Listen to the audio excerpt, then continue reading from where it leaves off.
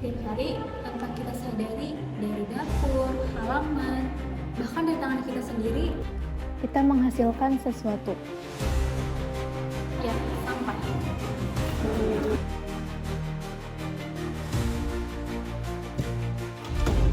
Faktanya, Indonesia adalah penyumbang sampah plastik terbesar kedua di dunia. Indonesia telah menghasilkan sampah plastik hingga 66 juta ton per tahunnya.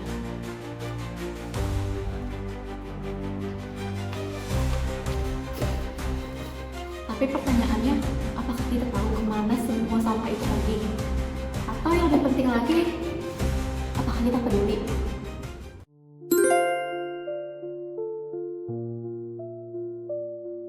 Pertama, sampah organik. Ini adalah jenis sampah yang bisa terurai secara alami oleh mikroorganisme.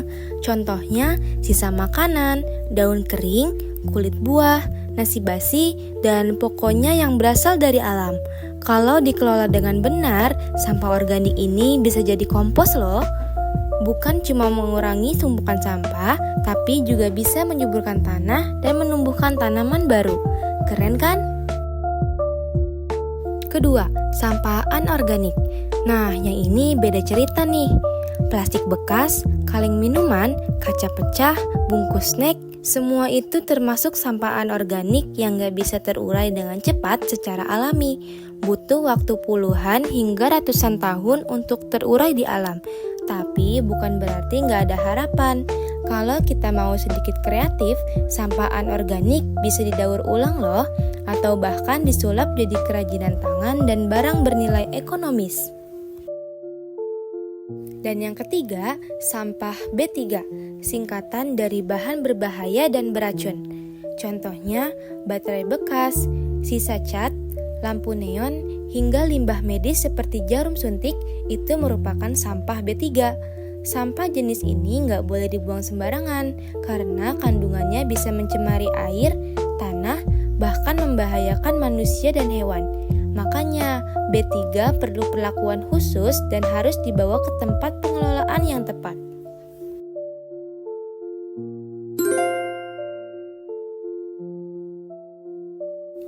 Reduce alias mengurangi. Ini langkah paling awal dan paling penting. Kurangi penggunaan barang sekali pakai. Contohnya, daripada kamu beli air minum dalam botol plastik, mending bawa tumbler sendiri ke kampus, ke sekolah, ataupun ke kantor. Selain hemat, kamu juga bantu kurangi timbunan plastik dunia. Reuse alias menggunakan kembali. Kadang kita buang barang yang sebenarnya masih bisa dipakai loh. Toples bekas bisa dijadikan tempat bumbu, tempat pensil, atau bahkan pot mini. Baju lama bisa kamu ubah jadi tas atau lap serbaguna. Intinya, kasih kesempatan kedua bagi barang bekas sebelum memutuskan membuangnya.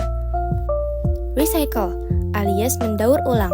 Ini proses mengubah sampah jadi barang baru yang berguna, seperti botol plastik yang dijadikan pot tanaman, kardus bekas yang jadi tempat penyimpanan, atau koran lama yang disulap jadi kerajinan tangan.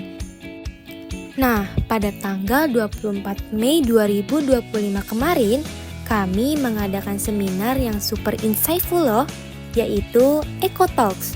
Tujuannya adalah untuk membuka wawasan kita semua, khususnya warga desa Sukatani tentang pentingnya memilah dan mengelola sampah, dari teori sampai praktiknya.